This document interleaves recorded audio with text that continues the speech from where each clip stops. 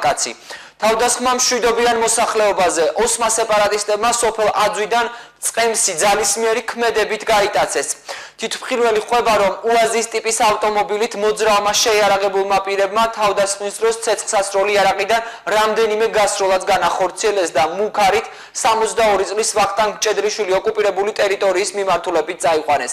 მჭედრიშვილი მეწყვილესთან ერთად ქართველი სამართალდამცველების კონტროლირება ტერიტორიაზე მსხვილფეხა პირუტყს მწყემსავდა. სწორედ მისი მეწყვილია მომხდარის თვითმხილველი. სეპარატისტები მის დაკავებასაც შეეცადნენ, ამბობს, რომ მას მიახლოებას თხოვდნენ და ქართულად ესაუბრებოდნენ.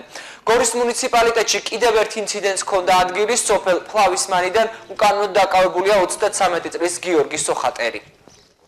დაახლოებით 15-20 მეტრის ქვემოთ ყავდა და ერთი სული რაღაცნაირად ბუჩქებიდან გავიდა, როცა მივიდა ის მოსაბრუნებლად, უცბად მანქანა გაჩერდა უაზი, იქიდან გადმოხდა 4 ადამიანი, ერთი ავტომატის როლით, იარაღით შემოვარდა ნახირში. გვიძახდნენ, რომ მოდით თქვენ საქაო და სასწრაფოდ მე მოკიდეს ხელი და გაიყვანეს და რო დადგნენ თავან ტერიტორიაზე, იქიდან გვიძახდნენ კიდე რომ მოდით, აქ მოდითო. ქართულად გვესაუბრებოდნენ, რომ იმიტომ მეორე მეწყვილე ეძახდა, მეც მეძახდნენ ქართულად. მეუბნეოდნენ, რომ გადამოდი აქეთო რა, სავარაუდოდ ოსიეროვნების მოქალაქეები იყვნენ. ჩართულები არიან ყველა შინაგანსაკუთრებათა სამინისტრო ცენტრალური ხელისუფლება და რა თქმა უნდა მოლაპარაკებები მიმდინარეობს.